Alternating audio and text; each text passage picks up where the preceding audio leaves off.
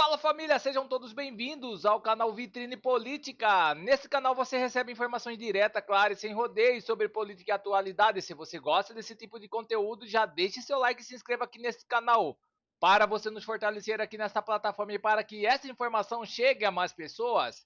Essa notícia vem diretamente de Brasília com a revista Oeste.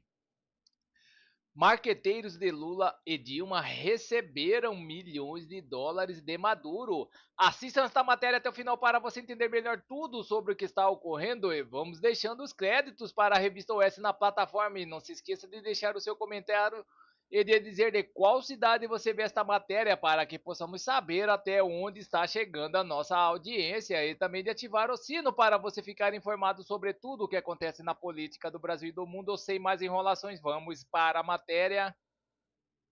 E o casal de marqueteiros João Santana e Mônica Moura, você deve se lembrar bem desses nomes, fez campanhas para Lula em 2006 e para Dilma Rousseff em 2010, recebeu mais de 10 milhões de dólares diretamente de Nicolás Maduro em 2012. Os pagamentos eram semanais e parcelados, feitos em dinheiro pelo próprio Maduro, então ministro das Relações Exteriores Hugo Chávez. Chávez estava em campanha para ser reeleito presidente em 2012 e contratou os marqueteiros João Santana e Mônica Moura. Os dois foram recomendados ao político venezuelano por políticos do PT. Sobretudo o ex-deputado federal José Dirceu, que organizou inclusive viagens do casal para Caracas. O contato inicial, entretanto, foi feito diretamente por Luiz Inácio Lula da Silva. E voltou a circular também nas redes sociais o vídeo em que Lula declara apoio ao então candidato à presidência da Venezuela, Nicolás Maduro. O conteúdo foi exibido em 10 de abril de 2013, durante uma reunião do Foro de São Paulo, em homenagem à morte de Hugo Chávez.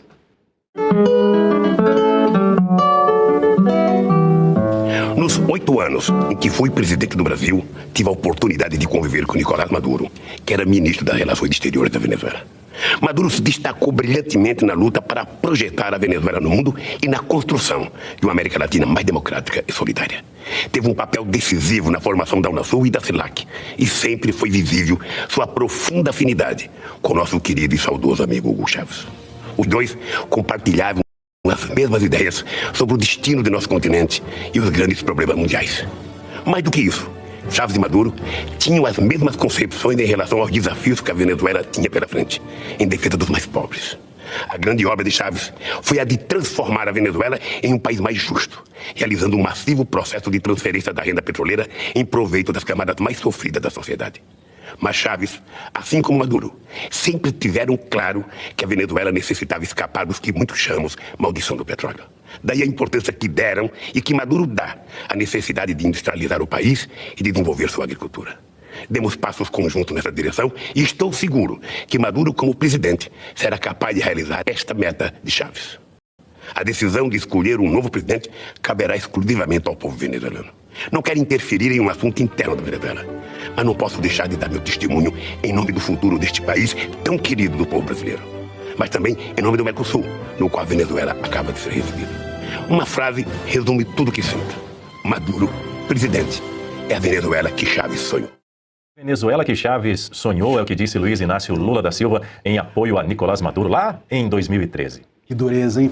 Ô Daniel, acho que todos nós agora, e convido também a audiência a fazer o mesmo, devemos tomar um antiácido, né, depois desse discurso. E, aliás, vejam, aproveitem e vejam logo, e vejam muitas vezes esse vídeo, porque daqui a alguns meses, já que esse ano é um ano eleitoral, provavelmente o TSE vai dizer que o Lula nunca teve nenhuma ligação com o Maduro, com o chavismo, que o Foro de São Paulo nunca existiu, que é uma alucinação nossa, e assim por diante. Mas, infelizmente, existiu, e a relação do Maduro com o Lula está explícita. Ele mesmo dizendo, né, com todas as suas palavras, ou as suas pouquíssimas palavras, né, as poucas que ele conhece, ele as usa nesse vídeo. E as relações vão para além do Lula. Então, os marqueteiros, 10 milhões para cá, e quantos outros milhões, não mais, também foram dados para a companheirada, para os aliados do Lula. Aliás, vale lembrar aqui, que eu mencionei até os irmãos Batista, né, como diplomatas brasileiros, nós temos aí notícias recentes de que, sob sigilo, o Joesley Batista tinha poços de petróleo também na Venezuela, em segredo. Quer dizer, então até o próprio petróleo que está sendo usado pela esquerda como, olha só, estão roubando o petróleo dos venezuelanos, vírgula, o petróleo era até mesmo isso dos irmãos Batista. Então, enfim, é óbvio que a Venezuela estava cooptada, não só por Maduro, como pelos companheiros dele, dentre os quais vimos aí um bastante proeminente. Quer complementar, Ivan? Olha, a gente precisa resgatar a questão do casal. Aí, se não me engano, foi a Mônica que disse a frase "nos resta Paris". Se não me engano, ela proferiu essa frase, mas a audiência aí pode me corrigir. Agora, tem uma questão aqui envolvendo todas essas conexões mais recente. A gente precisa voltar em 2012. No ano passado, o Brasil concedeu exílio político, né, ali, a Nadine Heredia, ex-primeira-dama do Peru. A gente precisa lembrar a audiência por que isso foi feito. Porque ali também tivemos uma denúncia que o marido dela recebeu dinheiro para a campanha de Hugo Chávez em um esquema envolvendo o Odebrecht no final dos anos 2010. Então ali aconteceu essa investigação, a Lava Jato peruana, como ficou conhecido, né?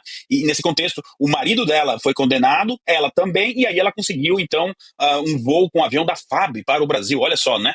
Será que o Partido dos Trabalhadores, enfim, quem concedeu esse exílio, esse voo a ela, tinha medo que ela pudesse fazer uma delação premiada, justamente por conta dessas conexões com Hugo Chávez? Agora eu pergunto, se eles tinham medo de uma delação premiada dela, imaginem, como dizia a Ana, de uma delação premiada de Nicolás Maduro. Porque aqui eu quero voltar um pouco, justamente para refrescar a memória da nossa audiência, de que sim, nós temos um processo andando, o Hugo Elpoio Carvajal, aparentemente, muito do que ele falou na carta enviada ao presidente Trump em dezembro está se confirmando.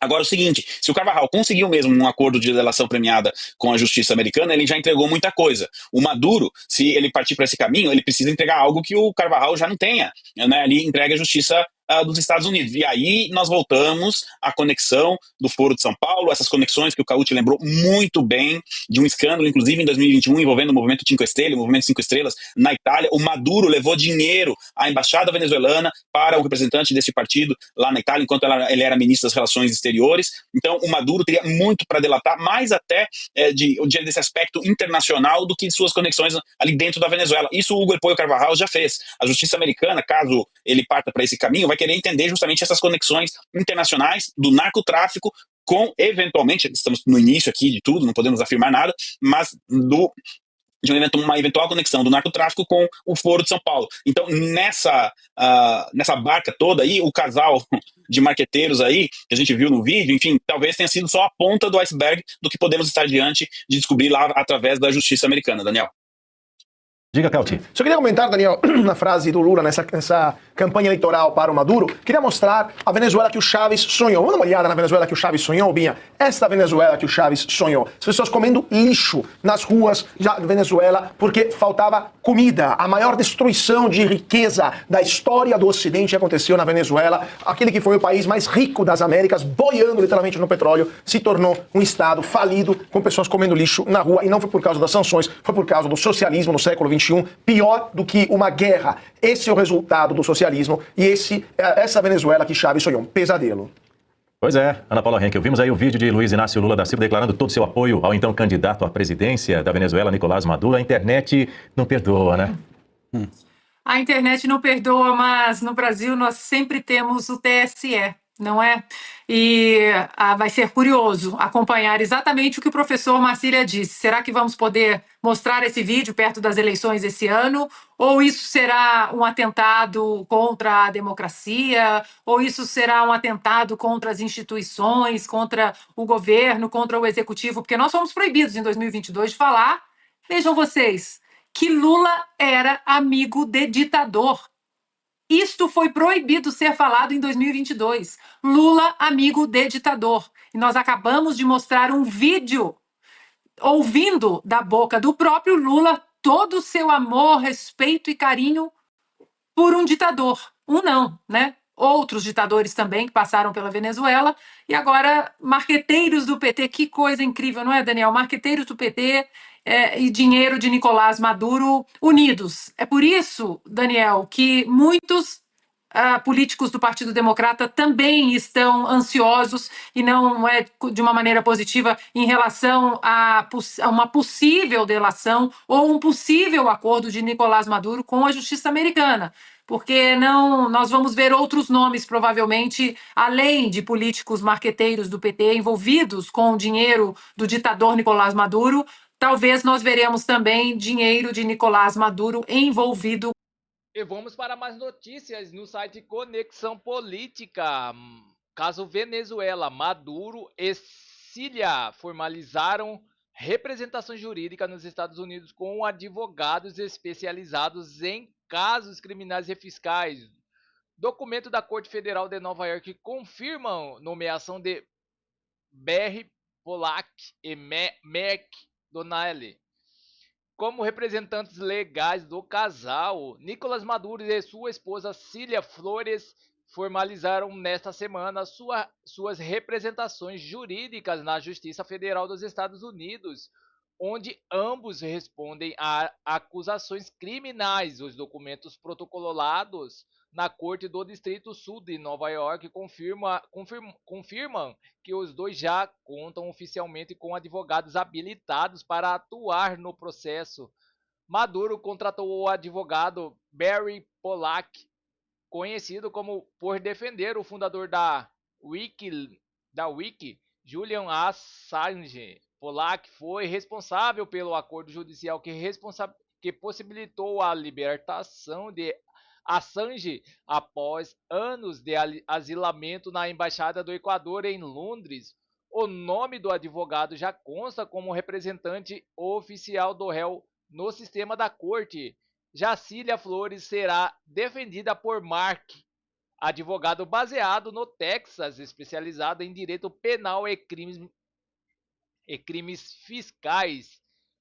Donnelly solicitou e obteve autorização para atuar para PROAC Vice, procedimento que permite a atuação de advogados em jurisdições onde não possuam registro formal, mediante a autorização da corte local. A autorização foi concedida pela Justiça Federal do Distrito Sul de Nova York, conforme ordem assinada e registrada.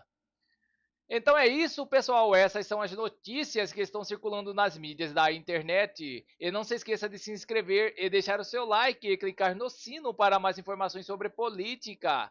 Agradeço a todos pela audiência.